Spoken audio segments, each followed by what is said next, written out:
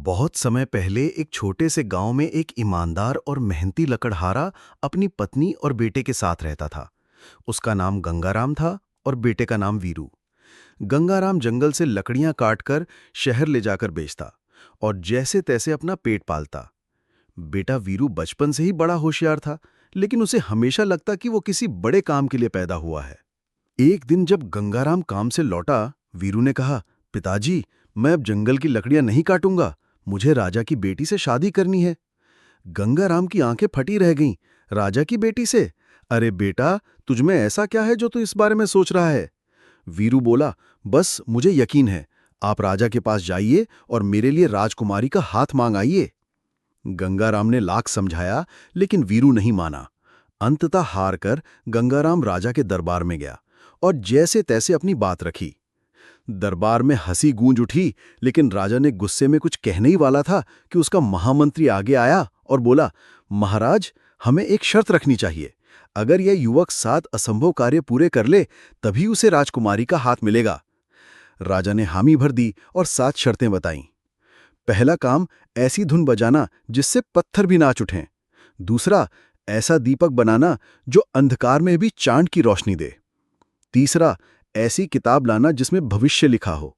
चौथा, एक ऐसा फूल लाना जो बोल सके। पांचवां, ऐसी तलवार बनाना जो बिना चलाए दुश्मन को हरा दे। छठा, एक ऐसा मोती लाना जो खुद ब खुद पानी से निकलकर हाथ में आ जाए।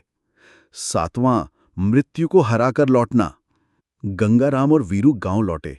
वीरू ने कहा, पिताजी, मुझे आशीर्वाद दीजिए, मैं इन 7 कार्यों को पूरा करके ही लौटूंगा। अगले दिन वीरू अपना छोटा थैला उठाकर निकल पड़ा। चलते चलते वो एक सुनसान घाटी में पहुंचा, जहां एक बूढ़ा साधु तप में लीन था। वीरू ने उसे प्रणाम किया। साधु ने आंखें खोली और बोला, बेटा, तेरा रास्ता कठिन है, लेकिन यदि तू सच्चा है तो मैं तुझे कुछ दूंगा। साधु ने उसे एक तांबे की घंटी दी और कहा, इससे 3 बार बजाकर कोई भी जादुई दरवाजा खोल सकते हो। वीरू ने धन्यवाद कहा और यात्रा शुरू की। कुछ ही दूरी पर एक बड़ी काली चट्टान दिखी, जिस पर एक दरवाजा बना था। वीरू ने घंटी 3 बार बजाई, दरवाजा खुला और वो भीतर चला गया। अंदर एक विशाल गुफा थी जिसमें मूर्तियां पड़ी थीं। एक वाद्य यंत्र को हाथ में लेते ही वो खुद बजने लगा और चमत्कारी संगीत निकला। पत्थर की मूर्तियां थिरकने लगी। पहला कार्य पूरा हुआ। दूसरे दरवाजे पर उसने फिर घंटी बजाई। भीतर एक अंधेरी गुफा थी। एक राक्षस दीपक पर बैठा था। वीरू ने चतुराई से दीपक के पास पड़ा खाना उठाया और झाड़ियों में फेंक दिया। जैसे ही राक्षस खाने के पीछे भागा, वीरू ने दीपक उठाया और भाग निकला। दूसरा कार्य भी पूरा हुआ। तीसरा दरवाजा जंगल में था, जहां एक वृद्ध पुस्तक पालक जीर्ण शीर्ण लाइब्रेरी में बैठा था। वो बोला, जो मेरी 3 पहेलियां सुलझा दे, उसे भविष्य की किताब दूंगा। वीरू ने सारी पहेलियां सुलझा दी। एक समय, एक सपना और एक छाया से संबंधित थी। तीसरा कार्य भी सफल। चौथे दरवाजे के पीछे एक बोलने वाला फूल था, लेकिन वो केवल सच्चे प्रेम की भाषा समझता था। वीरू ने फूल से अपनी सच्चाई, इरादे और जिद को इतनी गहराई से साझा किया कि फूल खिल उठा और बोला, तू सच्चा है, ले जा मुझे। 5वां दरवाजा एक गुप्त किले में था, जहां एक जादूगर तलवार पर पहरा दे रहा था। वीरू ने अपने बुद्धि से एक भ्रम का जाल रचा और तलवार चुराकर भाग निकला। छठे कार्य के लिए उसे एक पहाड़ी झील पर जाना पड़ा, जहां कहा जाता था कि मोती कभी किसी के लिए नहीं निकलते। वीरू ने झील के किनारे बैठकर कई दिन ध्यान किया और एक दिन झील से एक मोती खुद तैरता हुआ उसकी हथेली में आ गिरा।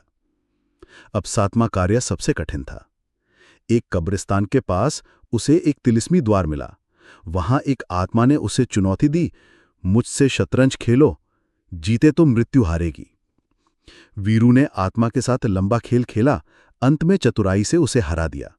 अब 7 कार्य पूरे हो गए थे। वीरू सारे सबूत लेकर राजा के दरबार में लौटा। राजा के होश उड़ गए। इतने चमत्कार एक साधारण लड़के ने कर दिखाए थे, दरबार में मौजूद सभी लोग दंग रह गए।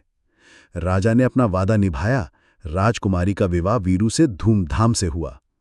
गंगाराम खुशी से फूला न समाया। वीरू को राज्य का उत्तराधिकारी घोषित कर दिया गया। वर्षों बाद वीरू एक न्यायप्रिय और शक्तिशाली राजा बना।